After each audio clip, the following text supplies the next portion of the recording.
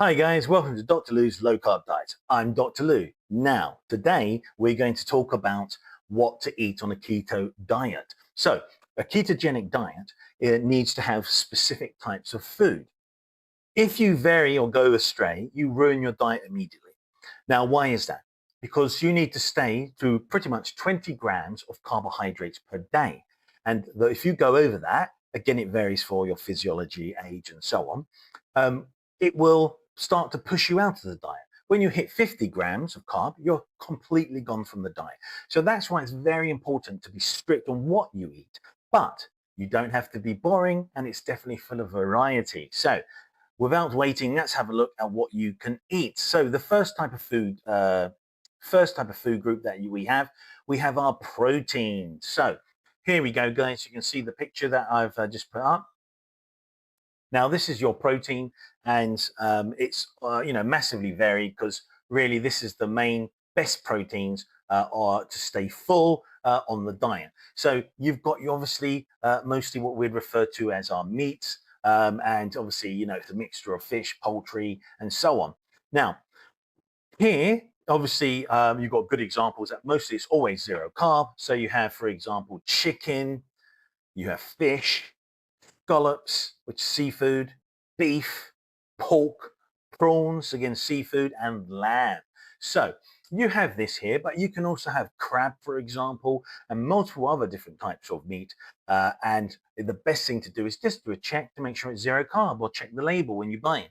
So these are all pretty much zero carb. So whether you have your prawns or your shrimp, which are slightly different in the species, but they're pretty much identical to be zero carb. You have lamb. Again, all of these are zero carb. There's no issue whatsoever. And you only have to be careful with certain parts of the animal, like liver, which has some carbohydrate content. Now, as you can see, these are all absolutely delicious and we all enjoy them. You can, do a whole range of different types, and that's already brings a lot of variety. So what you shouldn't do is get stuck to one protein.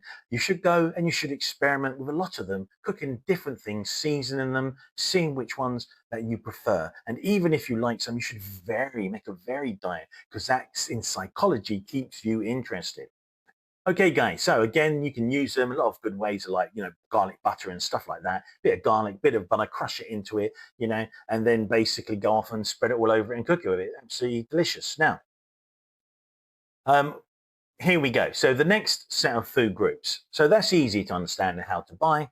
Just check the label. Next, you've got the best low carb dairy for keto. So dairy is very tricky, guys. You can see the picture here, and you can see at the bottom there it says dairy can make or break keto. That means be careful and vigilant. When you have your dairy, for example, if you have cheese, check it's zero carb cheese. Cheese should be zero carb. It's pure fat. But if you have processed cheese or cheese slices, they will have carb in them, right? So be careful with this one. Check to see that you've got very low carbs. Now, if you like coffee, but you want to be very wary with lactose in milk, then that sugar you'll avoid by using, mostly by using cream. Cream, you can get to about the lowest I think I've seen is about 1 gram of sugars per 100 milliliters. So that's the best option, to use cream. Avoid milk if you can, or just a splash of milk is fine. Cream cheese, Greek yogurt, butter, cheddar, lots of cheeses are zero carb. Check the nutritional information. Okay, guys, so that's group number 2. This is group number 3. This is one that I really enjoy as a snack, and you can make salads and many things really interesting. So as you can see here, it's the best nuts and seeds on keto. So I've put the nuts here that are usually the best. You've got macadamias, walnuts, and pecans.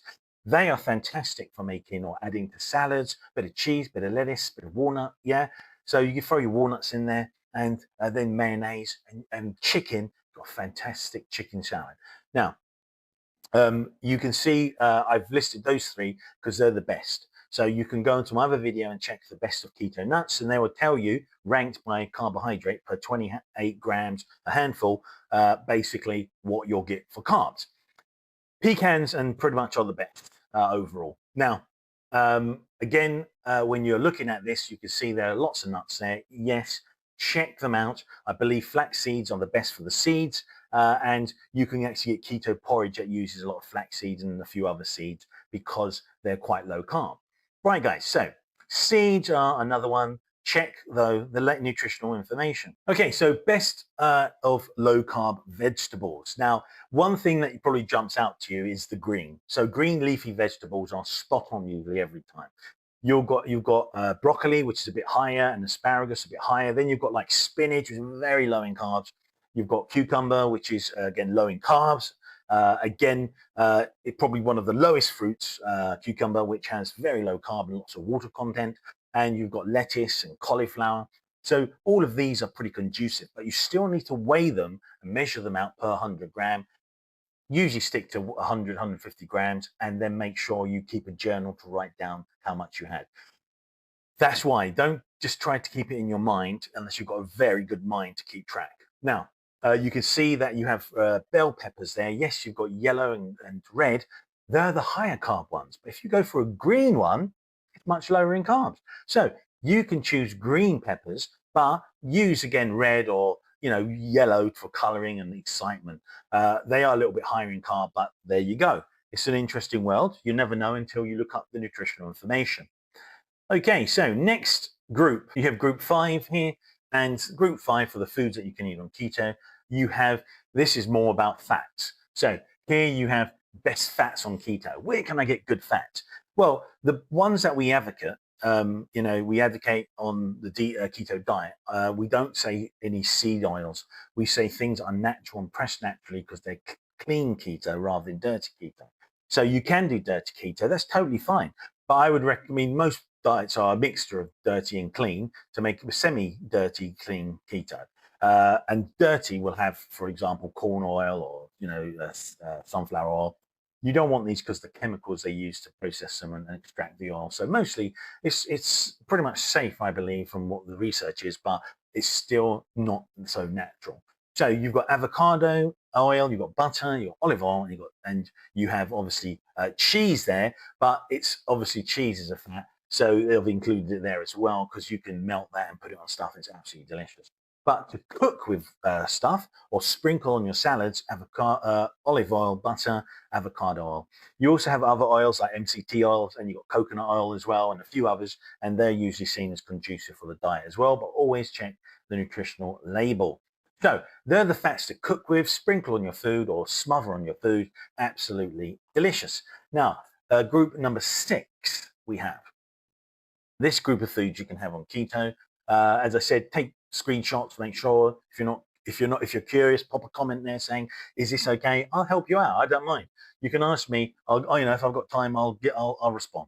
So best processed inconvenience food. So these are processed things which you can eat. You've got pork scratchings, you've got nut butters, you've got cheese snacks that have been processed, you've got deli meats, jerky. These are all the type of processed convenience meats that, again, would be considered possibly slightly dirty keto. They're not seen as so conducive for a healthy diet, but they can still be used. Some of them have carbon, especially jerky, so watch out for that. So this is the last group of stuff I part. It's not really a group of food, it's supplements. So here we go. You can see I've got best keto supplements. Now, when you start a keto diet, because of the nature of it, or whether it's paleo or carnivore or any of these diets, it's very hard to get all of your nutrition, especially you've got dropping tons of electrolytes. You've got to replenish them, and it's hard to do that with the food you're eating and how to do it.